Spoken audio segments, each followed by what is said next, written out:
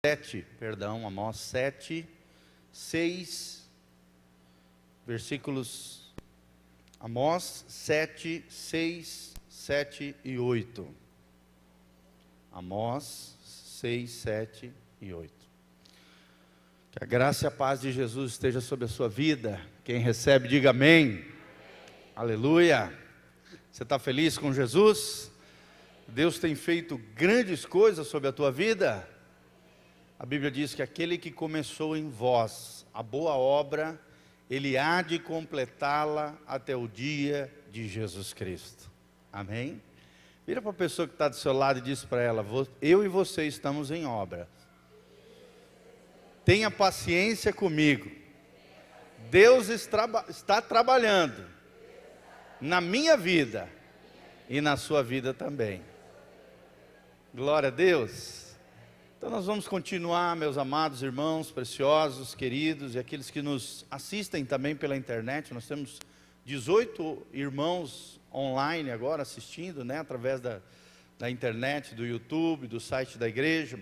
Nós queremos saudar esses irmãos também com a graça e a paz do nosso Senhor Jesus. Nós estamos vendo, dentre os profetas menores, o livro de Amós, cujo tema, o título da nossa reflexão é No Prumo de Deus. Nós já tivemos uma primeira parte sobre esse estudo, uma segunda parte também. Agora nós vamos num terceiro momento, uma terceira parte do nosso estudo no prumo de Deus. Se nós temos como o texto-chave básico da nossa reflexão, esse texto de Amós, capítulo 7, versículos 7 e 8. Vamos ler só o 7 e 8, que é a chave daquilo que nós vamos falar aqui.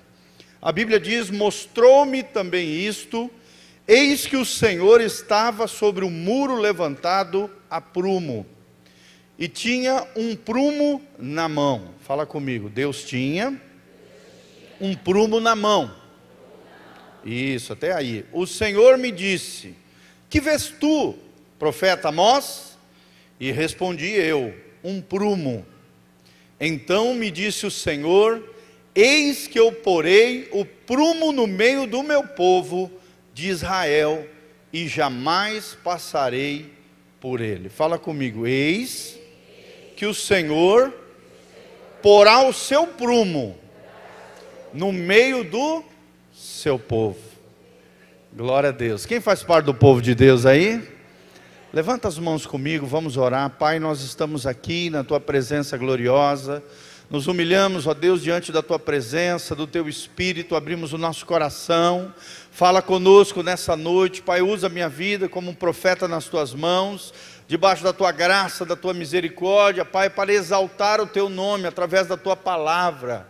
Ó Deus, mudar aquilo que precisa ser mudado no nosso interior. Pai, eu não tenho essa capacidade, nenhum homem tem, mas o Senhor tem poder suficiente para nos transformar, para nos alinhar com o céu. Para Deus, tudo aquilo que está fora do prumo, está desalinhado, está desmoronando na nossa vida, promovendo qualquer tipo de caos pessoal, familiar, qualquer aspecto da nossa vida. Deus traz de volta um alinhamento com os céus, um alinhamento com a tua palavra, com a tua vontade, com o teu coração. É o que nós te pedimos, ó Deus. Passa o teu prumo no meio do teu povo e alinha os teus filhos de acordo com aquilo que o Senhor tem projetado, arquitetado, sonhado para com cada um de nós. É o que nós te pedimos de todo o coração, em o nome de Jesus. Amém e amém. Então nós vemos nesse texto claramente que Deus está passando um prumo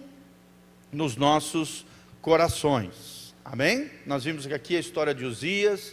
Uzias era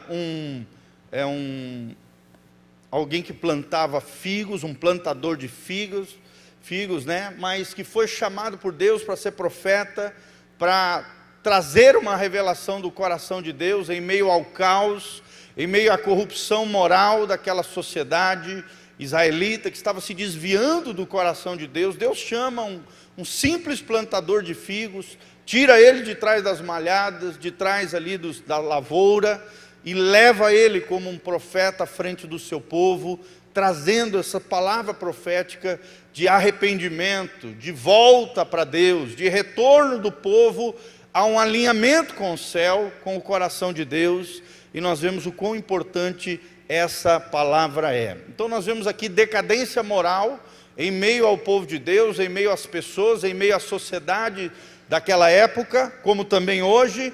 Nós vemos aqui uma parede fora do prumo, fora do alinhamento, desmoronando, como a vida de muitas pessoas que não têm uma vida alinhada com a palavra de Deus. O prumo de Deus é a lei de Deus, é a palavra de Deus, é através da lei de Deus, da palavra de Deus, que Deus mede o seu povo. Amém?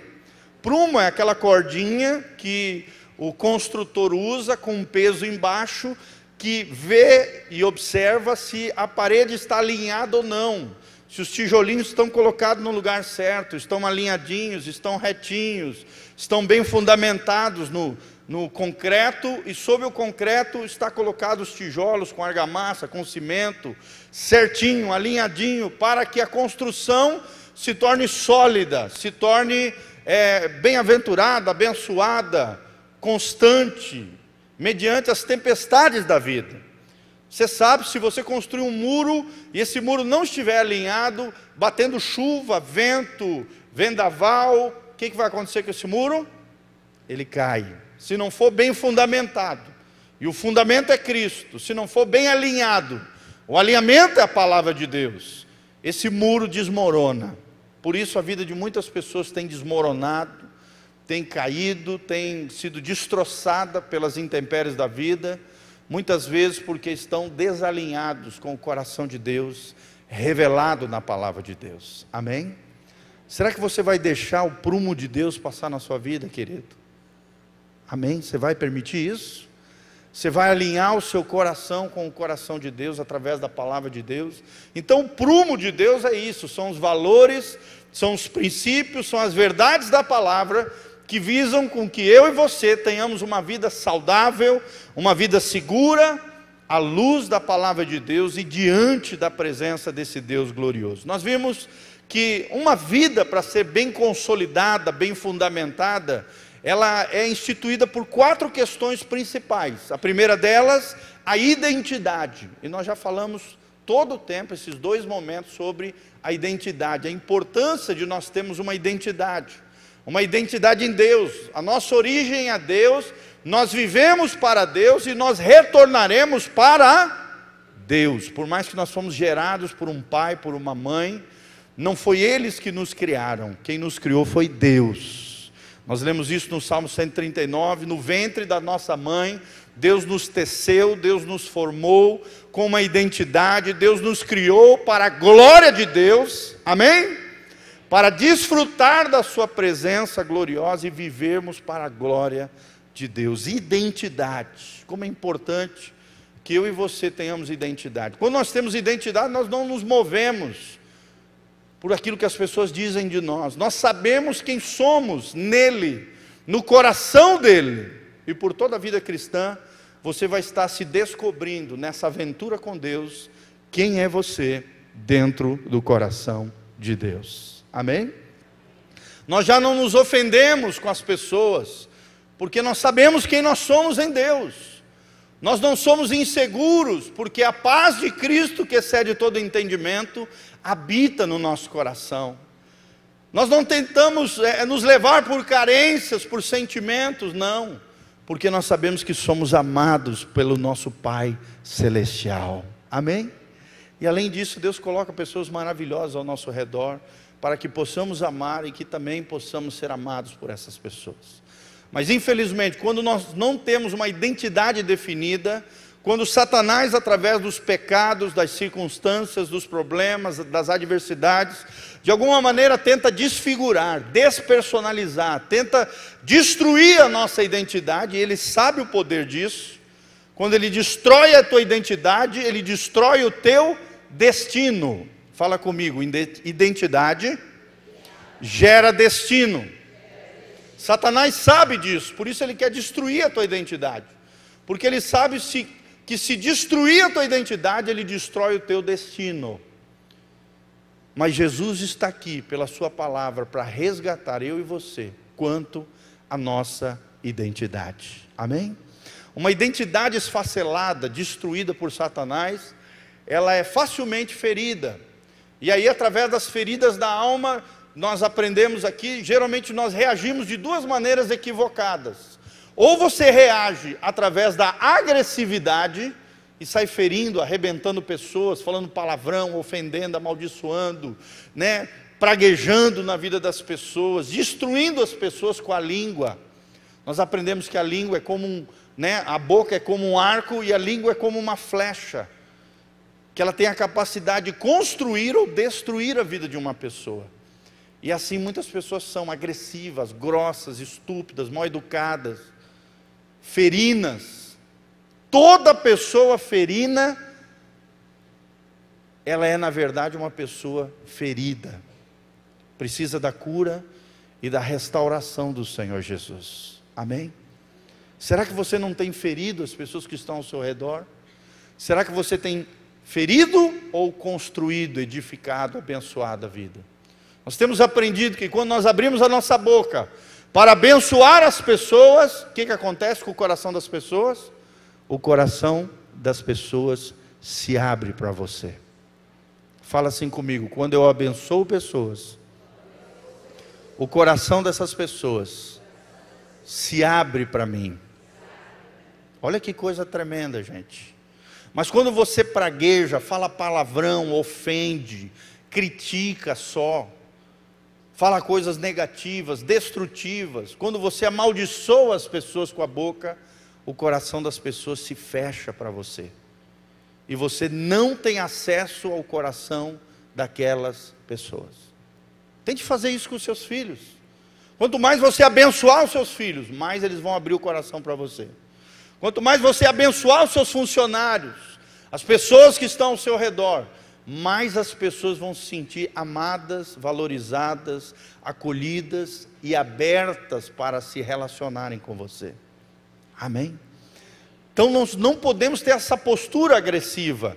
Todo agressivo, na verdade, foi agredido e está ferido. Do outro lado também existe um outro problema, uma outra reação que nós aprendemos, que é a passividade.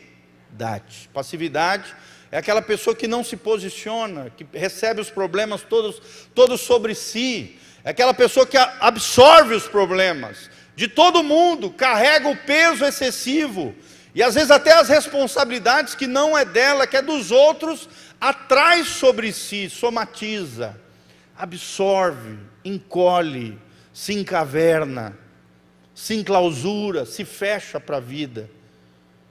E absorve toda aquela negatividade, toda aquela situação que aconteceu com ela, para dentro de si, adoece dentro da sua alma. E aí surgem todas essas doenças psicossomáticas que nós vemos nos dias de hoje. Quantas e quantas pessoas estão assim passivas, se sentem isoladas, ou então se acomodam com relação às coisas da vida, se sentem defensivas com tudo e com todos, se sentem vulneráveis, se sentem com medo, solitárias, deprimidas, sem percepção correta com relação à solução dos problemas. Irmãos, isso também é errado. Fala comigo: passividade e agressividade são duas reações equivocadas. Nós não podemos agir assim. Mas pastor, então como é que eu tenho que agir? Você tem que agir com proatividade.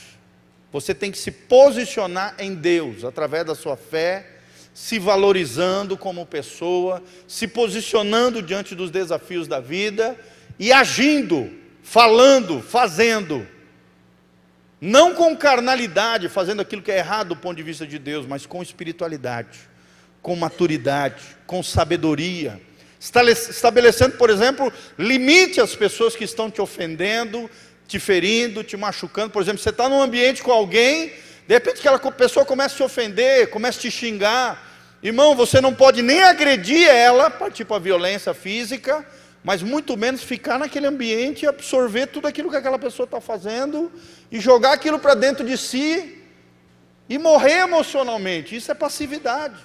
Agressividade é atacar a pessoa, passividade é receber tudo aquilo e absorver aquilo para si. Também está errado. Ou você sai daquele ambiente, e aí você está tendo uma atitude proativa, ou então você chega para a pessoa e fala: espera aí, tu me respeita, eu não sou essa pessoa que você está dizendo. Você se posiciona com autoridade, porque tem muita gente que extrapola limites conosco, sim ou não, irmãos? Você pode fazer isso, não é porque você é crente que você é besta, abestado, lesado, ofendido, não. Você precisa se posicionar de maneira correta, proativa, cheio de fé, com o coração em Deus, com uma atitude espiritual e não carnal, debaixo da sabedoria e da maturidade que Deus vai te dar. Amém? Teu filho começa a se ofender, pai, e tu vai ficar passivo aquilo? Não. Você não vai agir com violência contra ele, muito menos absorver aquilo que ele está falando.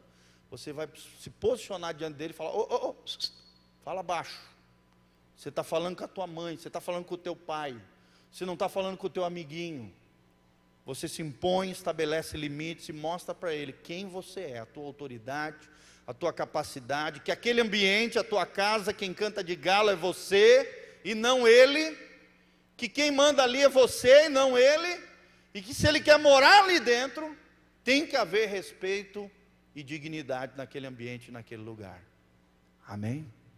Glória a Deus, irmãos. Vocês vão agir assim? Proativismo. Fala comigo, proatividade. Proatividade, irmão, como é importante isso, o crente saber se posicionar em Deus. Então nós falamos tudo isso, né? Falamos que a resposta passiva, como também a resposta agressiva, acaba gerando boicote nos relacionamentos, afetando a vida, afetando os relacionamentos, afetando as pessoas. Nós falamos um pouquinho sobre a origem da identidade. A nossa origem da identidade é em Deus, está em Cristo, está na sua palavra. É Jesus quem disse: eu sou o caminho, a verdade e a vida. Nossa vida vem dele, ele é o caminho, ele é a nossa verdade, a verdade acerca de nós mesmos. Ele é o grande eu sou. Então, se você quer conhecer o teu verdadeiro eu, você tem que ir na direção do eu sou de Deus. Amém? Amém? Só em Deus você vai conhecer quem você é. Preste atenção nisso que nós estamos falando. Então nós falamos sobre tudo isso, a origem da identidade. Quanto mais conhecemos a Deus, mais discernimento eu e você temos, quanto ao que estamos sendo e ao que devemos ser no Senhor. E agora nós vamos entrar na segunda parte, além da identidade, que é uma das questões acerca da vida, nós vamos entrar na segunda parte, que é a objetividade. Fala comigo, objetividade. Mas pastor, o que é isso? Objetividade, o que é isso? Irmãos, é o nosso propósito de vida. Através da objetividade nós vamos responder algumas perguntinhas. Por exemplo, de onde venho? Nós já falamos um pouco sobre isso. Viemos de Deus. Para onde vou? Ou seja, o que Deus espera de mim? Qual é o meu alvo em Deus? Quais são as metas que Deus tem na minha vida? Quais são os objetivos que eu tenho, os meus sonhos, os meus projetos, os projetos que Deus tem, os sonhos que Deus tem para a minha vida? Qual é o propósito eterno de Deus? Nós temos aprendido aqui nesse lugar, o EPD, o eterno propósito de Deus. Qual é, irmãos? Está lá em Romanos capítulo 8. O eterno propósito de Deus é ter uma grande família, de muitos filhos semelhantes a Jesus. Vamos falar junto? O eterno propósito de Deus. Faz assim com a mãozinha, ter uma grande família, de muitos filhos semelhantes a Jesus. Amém? Para não esquecer, qual é o eterno propósito de Deus? É ter uma grande família, de muitos filhos semelhantes a Jesus de Nazaré. Será que você está sendo parecido com Jesus? Será que as pessoas têm visto Jesus em você? Nós temos aprendido aqui, eu falei já várias vezes, vou repetir, Deus não quer que você seja nem um anjo, nem muito menos um demônio. Deus quer que você seja um ser humano. parecido com Jesus. Quanto mais nós formos parecidos com Jesus, melhores seres humanos nós seremos. Infelizmente, tem muitos cristãos que se dizem crentes, se dizem cristãos, se dizem do cristianismo, que são terríveis seres humanos, gente. Isso só prova uma coisa: eles não entenderam nada qual é o eterno propósito de Deus para as suas vidas. Porque se eles entendessem qual é a objetividade, o propósito, a visão que Deus tinha para cada um deles, com certeza, irmãos, eles seriam semelhantes a Jesus. Amém? Quantos querem ser parecidos com Jesus aqui? Lembre-se, quando você estiver diante de uma situação hostil, diante de um desafio da vida, ao responder a alguém, ao tomar uma decisão na sua vida, uma escolha importante para você, você tem que parar, pensar, analisar o que Jesus faria no seu lugar. Como é que Jesus reagiria naquela situação? Existiu até um grande movimento, queria até indicar um livro para vocês, de um autor norte-americano, não me lembro o primeiro nome dele, só sei que o segundo nome é Sheldon. Tem um livro chamado Nos Passos de Jesus. Nos Passos de Jesus. Esse livro é tremendo. Em 1970, esse escritor escreveu esse livro. O povo norte-americano, os cristãos norte-americanos começaram a ler. Irmãos, esse livro revolucionou cidades. Porque as pessoas começaram a entrar dentro de um movimento chamado What Would Jesus Do? Que significa, o que Jesus faria no meu lugar? O que Jesus faria no meu lugar? Os empresários começaram a se perguntar diante de uma decisão importante: o que Jesus faria aqui no meu lugar? Os policiais começaram a se perguntar: o que Jesus faria aqui nesse lugar? Todos os ofícios, todas as profissões, todas as pessoas na sociedade que se diziam cristãs, que foram tocadas através dessa literatura, começaram a parar e pensar o que elas fariam se Jesus estivesse no lugar delas. Isso começou a revolucionar cidades do interior norte-americano. Irmão, será que você tem perguntado para Deus o que Jesus faria no seu lugar? Diante de uma decisão importante que você precisa tomar, o que Jesus faria no seu lugar? Será que nós estamos vivendo esse eterno propósito de Deus para a nossa vida? Presta atenção nisso. Objetividade fala de uma história, a sua história de vida. Objetividade fala de um destino. O seu e o meu destino, qual é, irmãos? É o coração de Deus. O meu e o seu destino é o céu. Amém? Quem quer ir para o céu aí? Dá glória a Deus. Será que você está se preparando para o céu? Mais do que isso, eu vou fazer outra pergunta. Será que você tem atraído o céu para a sua vida, para a sua casa, para a sua família, para a sua empresa, para os seus negócios, na sua escola, na sua faculdade? Porque é fácil dizer: eu quero ir para o céu. Quero ver atrair o céu através de uma vida parecida com Jesus de Nazaré, aqui na terra. Amém? Será que o seu casamento tem sido um pedacinho do céu ou um pedacinho do inferno? Irmão, hoje vai doer. Será que o relacionamento com os seus filhos, com os seus familiares, com os seus amigos, com os seus colegas de trabalho, tem sido um pedacinho do céu ou um pedacinho do inferno? Será que você tem infernizado a vida das pessoas, ou você tem trazido uma visão celestial, uma presença celestial para onde Deus tem te colocado? Hein, irmãos? Não é à toa que Jesus falava: venha nós o teu reino, seja feita a tua vontade, assim na terra como é feita nos céus, a vontade de Deus tem que ser feita na terra. Como? Através dos filhos de Deus.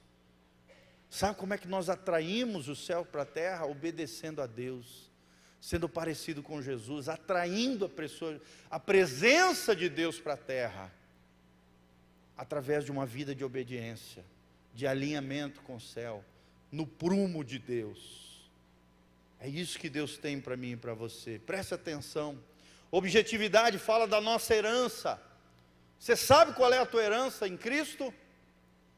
Você sabe tudo aquilo que Deus, em Cristo Jesus, conquistou para você e te deu como herança espiritual, na cruz de Cristo?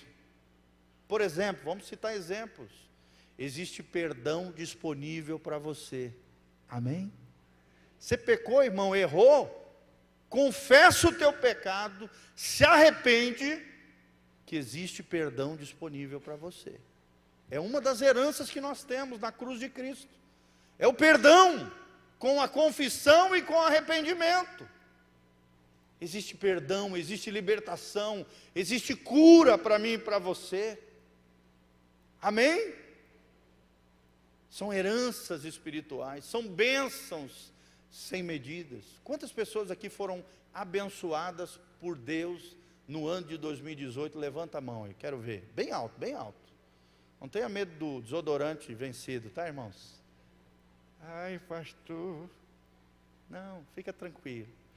O irmão, se ele cair do lado, vai ser no poder de Deus. Irmãos, não tenha medo. Quantas pessoas foram abençoadas em 2018? Quantas pessoas têm sido gratas a Deus por aquilo que Deus tem te abençoado? Como é que você tem olhado para a vida, querido? Com negatividade, nós temos falado sobre isso. Com desprezo, com murmuração, com reclamação. Nada está bom, ninguém me ama, ninguém me quer. Para com isso. Um dos fundamentos de uma vida feliz é a gratidão. Irmão, quanto mais grato você for, mais feliz você será. Quanto mais ingrato você for, mais infeliz você será. Será que você é grato às pessoas da tua vida? Tem até uma palavra no YouTube sobre isso. Gratos às pessoas da sua vida. Gratos às pessoas da sua vida. Será que nós temos sido agradecidos pelas pessoas que Deus tem colocado na nossa história, na nossa vida, para nos abençoar? Os nossos pais, os nossos filhos, o nosso cônjuge, os nossos amigos, os nossos irmãos, a igreja de Jesus. Tudo isso faz parte da nossa herança, das bênçãos que Deus tem separado para nós, amém? Então, objetividade fala disso, da nossa herança. Objetividade fala do caráter de Cristo, refletido numa visão celestial e num propósito eterno. O propósito de Deus para mim e para você, não é um propósito de uma semana, de um mês, de um ano, não. É eterno, irmão. Amém? Tem início, mas não terá fim. Olha que coisa tremenda. A nossa vida, presta atenção, olha para mim aqui, querido. É como um ponto numa linha que tem começo, mas não vai ter fim. É assim que é a tua vida terrena. É um pontinho numa linha que não vai ter fim. É assim que é o propósito eterno de Deus para mim e para você. Será que você tem uma visão de Deus para a sua vida, para a sua família, para a sua casa, para os seus negócios? Será que você tem uma visão de Deus? Será que você entende o propósito de Deus para a tua vida? Nós vemos hoje muitos cristãos trocando as coisas de Deus por coisas fúteis, banais, prazeres efêmeros, propostas diabólicas, pratos de lentilha, como diz na Bíblia, simbolicamente, que são os prazeres da carne. Acontece qualquer coisinha na igreja, já abandona a fé, já abandona Jesus, já troca de igreja. Não, irmãos, Nós temos que amadurecer, nós temos que crescer, nós temos que entender o propósito que Deus tem na nossa vida. Amém? Por exemplo, aquilo que nós temos ensinado, você precisa entender, você precisa ter uma visão. Deus usa as pessoas para trabalhar no nosso caráter. Só tem um jeito de Deus trabalhar com o teu gênio, com a tua personalidade, às vezes difícil. Deus usa pessoas na sua história, na sua vida, para te aperfeiçoar, para te refinar. Por exemplo, o casamento é a escola do caráter, é onde Deus nos refina, é no casamento que Deus quebra o vaso, e quando nós temos filhos, Deus termina de pisar nos cacos. Irmãos, quem é mamãe e papai e levanta a mão? É verdade ou não, irmãos? Quando você tem filho, a tua vida, ela gira em torno de outro mundo agora. Até então só girava em torno de, eu quero isso, eu quero aquilo, blá, blá, blá. Você era cheio de eu, né? Teu euzinho inflado. E às vezes até no casamento se reflete aqueles conflitos, eu estou certo, eu tenho a razão. O euzinho ainda não foi quebrantado, não foi moído, não foi quebrado.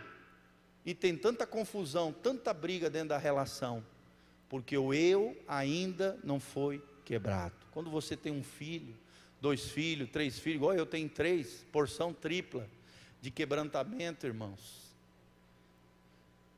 Deus vai quebrando, Deus vai trocando o eixo da tua vida. É claro que Deus precisa ser o centro, amém? E não os filhos, mas tudo muda, você começa a projetar o futuro dos teus filhos, você começa a parar de pensar em si, começa a pensar mais neles, no futuro deles. Você luta, você trabalha, você se empenha, você sonha com os sonhos deles. Sim ou não, irmãos? Não é verdade? Você se alegra com a alegria deles, você se entristece com a tristeza deles, você chora com eles. É Deus quebrando o nosso eu, quebrando o nosso ego, aquela parte egoísta que existe dentro de nós. É Deus trabalhando o nosso caráter. Vira para o irmão que está do seu lado e fala assim: deixa Deus trabalhar no teu caráter, deixa Deus te refinar. Querido, deixa Deus trabalhar comigo, com você. Isso fala de objetividade. É Deus sendo objetivo, é Deus cumprindo o seu propósito, é Deus cumprindo o seu alvo na tua vida e na minha vida. É Deus usando pessoas como o cinzel de Deus. O que é o cinzel, pastor? É aquela ferramenta que o escultor usa na madeira, no gesso, para formar uma imagem. Qual é essa imagem que Deus está formando em nós? A imagem de Jesus. A maior obra-prima que existe na face da terra é a imagem de Jesus formada em nós. E qual é o cinzel de Deus na nossa vida? São as pessoas. As pessoas são o cinzel de Deus. Nós estamos na oficina de Deus. E Deus é o escultor que está nos esculpindo a imagem e semelhança de Jesus. Será que você vai deixar Deus esculpir você? Deus trabalhar em você? E o trabalho de Deus às vezes dói. Sim ou não, irmãos? Tem que ter uma paciência de Jó. Tem que ter um domínio próprio em determinadas situações. Não é fácil. Não é fácil. Não é fácil, mas é Deus usando da sua objetividade, formando o caráter de Cristo na sua vida e na minha vida. Todos nós temos um desejo inato na nossa vida, de direção, de propósito de vida. Deus nos deu, Deus colocou dentro de nós um desejo por uma direção. Sim ou não, irmãos? Uma das piores coisas do mundo é quando você se sente perdido num lugar, numa cidade. Não é verdade? É terrível, no meio do mato.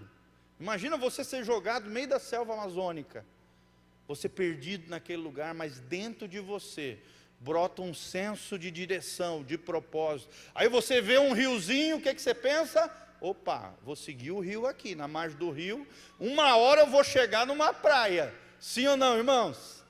Você vai chegar numa praia. Até agora, recentemente, esses dias, um piloto foi salvo porque ele fez isso. Ele caiu do avião, lá no meio do mato, lá da Amazônia. Aí ele pensou, não, peraí, eu vou seguir o rio aqui, que eu vou chegar em algum lugar. Daí ele seguiu o rio, ele foi achado aonde? Na beira do rio.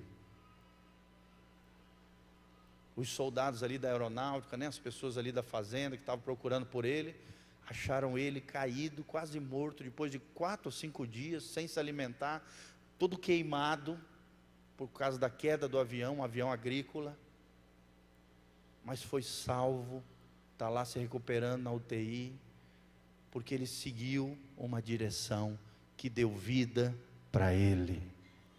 Irmão, só tem uma direção que nos dá vida, só existe uma pessoa que disse, eu sou o caminho, a vida, a verdade.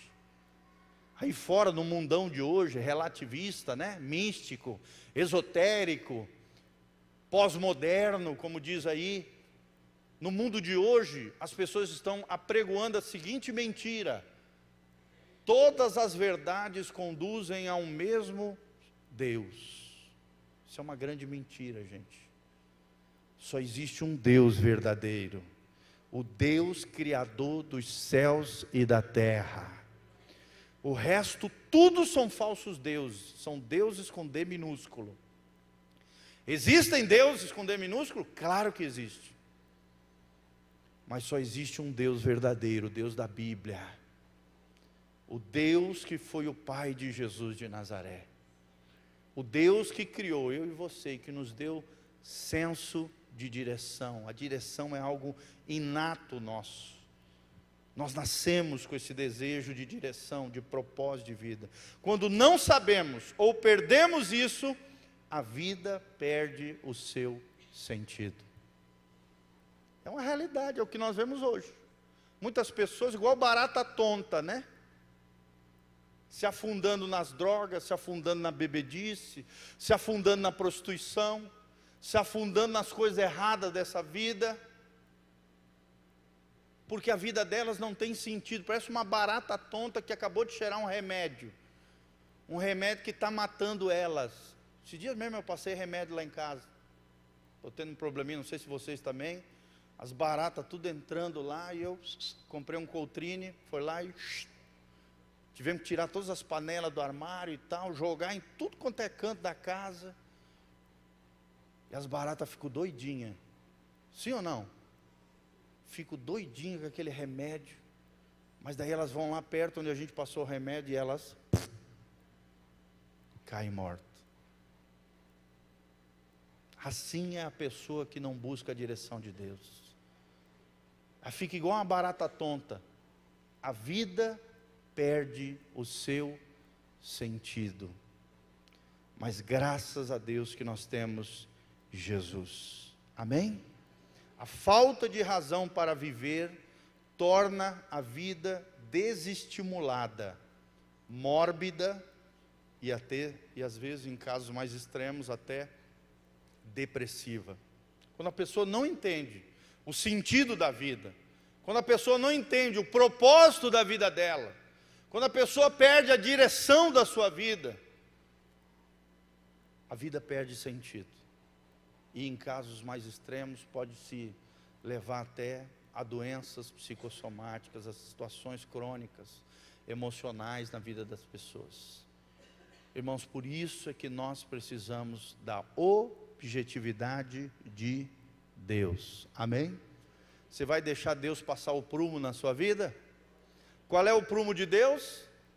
Levanta a sua Bíblia comigo aí. Qual é o prumo de Deus?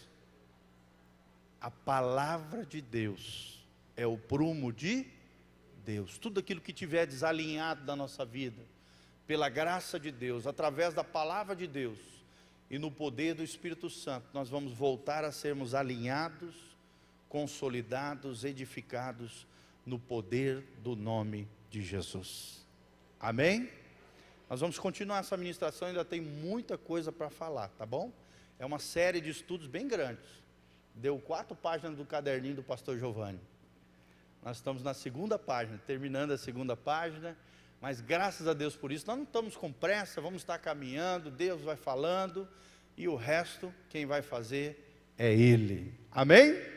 Vamos ficar de pé, levante o seu cartão comigo, vamos orar pedindo a graça e a bênção do Senhor sobre a tua vida. Levante o teu cartão comigo, cheio de fé, crendo no poder do nome de Jesus. Isso, bem lá no alto, levanta lá. Você que não tem cartão, feche os seus olhos também agora, vamos orar em nome de Jesus. Pai, graças a Deus que em Cristo Jesus nós temos propósito, nós temos direção, nós temos objetividade. Nós entendemos nessa tarde que o Senhor usa pessoas, que o Senhor trabalha conosco através das circunstâncias, das tribulações, das adversidades, dos problemas, do sofrimento. Como diz o teu servo na Inglaterra, C.S. Lewis, a dor e o sofrimento é o megafone de Deus para chamar a nossa atenção. Senhor, no nome de Jesus, eis-nos aqui para aprendermos contigo, para alinharmos com o céu. Ó Deus, colocamos cada uma dessas situações que estão nesses cartões diante do Senhor. Ó Deus, opera com objetividade, opera com poder, estabelece a tua glória, a tua graça sobre a vida de cada irmão, em nome de Jesus. Ó Pai, derrama a tua glória em cada situação, seja na casa, na família, no casamento, nos filhos, nas finanças, na vida afetiva, sentimental. Ó Deus, em todas as áreas, doença, enfermidade, praga, chaga, maldição, trabalho, feitiço, encantamento, todo mal, toda obra de demônios, tudo aquilo que o diabo tem feito, vai caindo fora agora em nome de Jesus. Seja amarrado, amordaçado, imobilizado, todo o poder do inferno destruído, quebrado, anulado, arrancado pelos anjos poderosos do Senhor, desfeitos agora em nome de Jesus. Que a graça e a bênção de Deus esteja sobre as nossas vidas, que a unção do Senhor faça diferença nos nossos corações, que a glória do Senhor esteja e seja derramado em cada coração, em cada vida, em cada circunstância, em cada problema, em cada gigante que se levante, caia por terra